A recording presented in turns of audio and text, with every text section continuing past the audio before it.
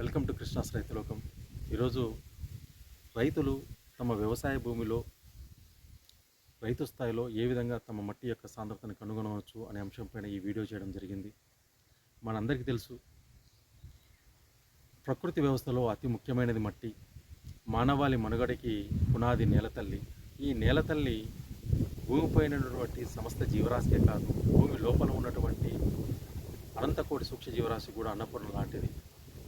ఈ ఆధునిక ప్రపంచంలో, ఈ పోటీ ప్రపంచంలో, ముఖ్యంగా వ్యవసాయ రంగంలో పెరుగుతున్నటువంటి పోటీతత్వం, పెరుగుతున్నటువంటి సాంకేతిక వలన అధిక దిగుబడులు సాధించాలి అన్న దృక్పథంతో రైతులు వాడుతున్నటువంటి, మోతాదుకి మించి వాడుతున్నటువంటి అధిక రసాయనిక ఎరువులు, అధిక రసాయన తెగుళ్ళ మందులు, అధిక రసాయనిక క్రిమి సంహారకాలు, అలాగే నిషేధించేటటువంటి గడ్డి మందులు, ఈ విధంగా చేస్తున్న అపసవ్య ప్రయత్నాల వల్ల భూమి యొక్క సారం తగ్గిపోతూ ఉంది, భూమిలో జీవరాశి తగ్గిపోతూ ఉంది, రైతు ఆర్థిక పరిస్థితి కూడా తగ్గిపోతూ ఉంది.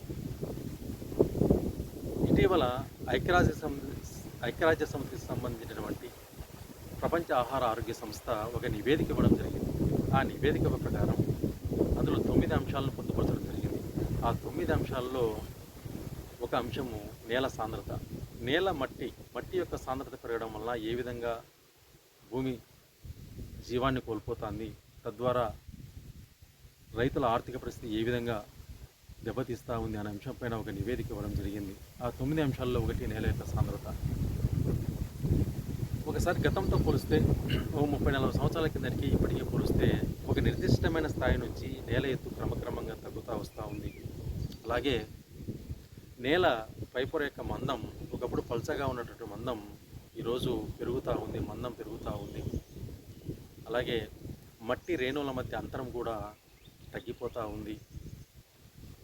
గాలి ప్రవేశించే తీరు, భూమిలోకి గాలి ప్రవేశించే తీరు పరిమాణం తగ్గిపోతూ ఉంది, లోతు తగ్గిపోతూ ఉంది.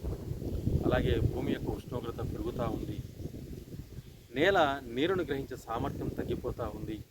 అలాగే వేరు వ్యవస్థ వృద్ధి చెందకోకుండా ఉంది. ఈ అంశాలను పరిశీలించినట్టయితే మనం ఏ విధంగా మన యొక్క నేల సాంద్రతను మట్టి యొక్క సాంద్రతను తగ్గించుకోవాలి అని తెలుసుకోవాలి. మన రైతు స్థాయిలో ఏ విధంగా తెలుసుకోవాలి అంటే, మామూలుగా ఆరోగ్యకరమైన మట్టి యొక్క సాంద్రత ఎంత ఉండాలి అంటే 1.1 gram per centimetre cube to 1.6 gram per centimetre cube ఉండాలి. మనము మన భూమిలో ఉన్న మట్టి యొక్క సాంద్రత తెలుసుకోవాలి అని అనుకున్నప్పుడు, 1 లీటర్ నీళ్లు పట్టే పాత్ర తీసుకొని, ఒక ప్లాస్టిక్ జార్ కానీ మగ్గు కానీ తీసుకొని, అందులో మనం ఏ మట్టిని అయితే పరీక్షించాలో ఆ మట్టిని 1000 ml గుర్తు వరకు 1 లీటర్ నీళ్లు పట్టేంత వరకు ఈ మట్టిని బాగా కూరాలి. కూరిన తర్వాత దీన్ని ఒక వేయింగ్ మిషన్ పైన మనం వెయిట్ చూడాలి. చూసినప్పుడు ఇది 1405 గ్రాములు ఉంది దీని బరువు. ఆరోగ్యకరమైన మట్టి యొక్క సాంద్రత 1.1 gram per centimetre cube to 1.6 gram per centimetre cube వరకు ఉండాలా. అలాగే మన రైతు భాషలో చెప్పాలంటే 1100 నుంచి 1600 గ్రాముల మధ్యలో ఉంటే మట్టి యొక్క సాంద్రత బాగా ఉన్నట్లు. లేదు 2500, 2000 అట్లా ఉంటే మట్టి యొక్క సాంద్రత బాగా పెరిగింది,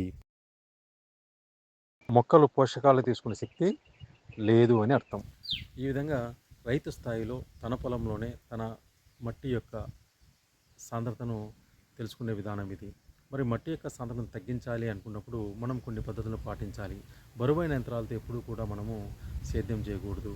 అలాగే ఏక పంటలు కాకుండా బహుళ పంటలను సాగు చేసే విధానానికి మనం అలవాటు పడాలి. అలాగే కలుపు మొక్కల్ని తిరిగి భూమిలోనే కలిపే విధంగా ఏర్పాటు చేసుకోవాలి. అలాగే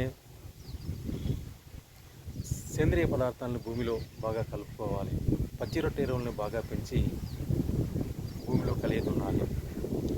చెరువు నుంచి మట్టి తోలుకునేటప్పుడు ఆ చెరువు మట్టిని కూడా మనము పరీక్షించాలి. ఎలా అంటే దాని యొక్క pH value, density, electrical conductive ఇవన్నీ టెస్ట్ చేసిన తర్వాతనే మనం భూమికి తోలుకోవడం వలన మన భూమి యొక్క ఆరోగ్యం మెరుగుపడుతుంది. చివరిగా చెప్పేది ఏమిటంటే, మట్టి అనేది ఒక బ్రహ్మాండమైన పదార్థం. అనేక రకమైన బ్యాక్టీరియాలు, సూక్ష్మజీవులు, శిలీంధ్రాలతో కూడినటువంటి ఒక సజీవమైన పదార్థం. అటువంటి మట్టిని మనం కాపాడుకోవాల్సిన బాధ్యత ప్రతి ఒక్కరి మీద ఉంది. ప్రకృతి వ్యవసాయం చేద్దాం, ప్రకృతి వ్యవసాయాన్ని ప్రోత్సహిద్దాం. మార్పు అనేది వ్యక్తితోనే మొదలవుతుంది. వ్యక్తి మారితే వ్యవస్థ మారుతుంది. నమస్తే.